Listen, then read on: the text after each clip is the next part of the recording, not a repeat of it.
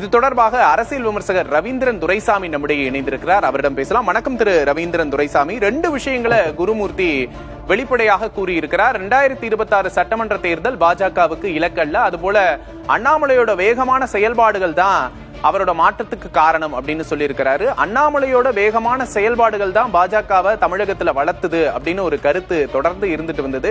TTV தினகரனும் கூட சமீபத்துல அண்ணாமலைய பாராட்டி இருந்தாரு. குருமூர்த்தியோட இந்த கருத்தை நீங்க எப்படி பாக்குறீங்க? குருமூர்த்தியோட இந்த கருத்து முழுக்க தவறு. அவர் கடந்த காலத்தின் கைதியாக இருந்து பேசுகிறார். பாஜகவை பொறுத்தவரையில் அறைக்குள்ளே இருந்த கட்சியை மக்கள் மத்தியில் கொண்டு வந்து ஒரு மாற்றம் என்ற அடிப்படையில் பாஜக 18% வாக்குகளை என்டிஏ கொண்டு வந்தவர் அண்ணாமலை தான். இந்த சாதனையை குறிப்பாக காமராஜ் சின்னத்தில் 11.4% வாக்கை கொண்டு வந்தவர் அண்ணாமலை தான். ஆடிட்டர் குருமூர்த்தி என் மிகுந்த மதிப்புக்கு மரியாதைக்குரியவர், சத்திரன் என்றுதான் அவரே நான் அழைப்பேன்.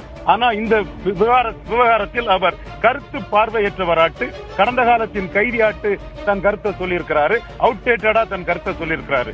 தரவுகள் குருமூர்த்தியின் கருத்துக்கு எதிராக இருக்கிறது. 11.4% வாக்கு என்பது பாஜக தலைவர் யாருமே அது எடுக்காத ஒரு வாக்கு.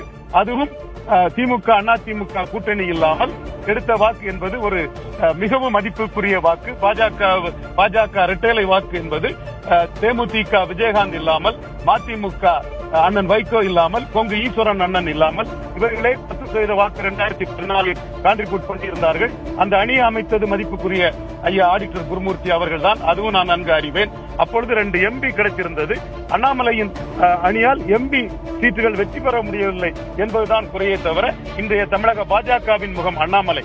அதாவது ராஜாஜியா காமராஜா என்று காங்கிரஸில் இருந்தபோது காந்தி ராஜாஜி ஆதரித்தார். ஆனால் கட்சி பலம் காமராஜ் பக்கத்தில் இருந்ததனால் அதற்கு பிறகு காந்தி தன் தவறை உணர்ந்து மன்னிப்பு கேட்டார். வரதராஜ நாயுடுவின் கடிதத்தை மதித்து இனிமேல் நான் காமராஜ் விதத்தில் தலையிட மாட்டேன், தமிழ்நாட்டில் காங்கிரஸ் என்றால் காமராஜ் என்று மகாத்மா காந்தியே கூறினார். அந்த மாதிரி இன்றைய தினம் தமிழ்நாட்டில் பாஜக என்றால் அது தலைவர் என்றால் அண்ணாமலை தான்.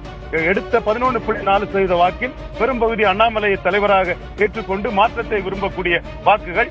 ஆடிட்டர் குருமூர்த்தி கணக்கு டேட்டாவுக்கு எதிரானது, உண்மைக்கு புறம்பானது என்பதை நான் தெளிவாக கூற கடமைப்பட்டுள்ளேன். டேட்டாவுக்கு எதிரானது, உண்மைக்கு புறம்பானது, அவர் சொல்றது தவறு அப்படின்னு சொல்லியிருக்கிறீங்க. நன்றி திரு ரவீந்திரன் துரைசாமி. அடுத்ததாக ராஜகோபாலன் நம்முடைய இணைந்திருக்கிறார். வணக்கம்.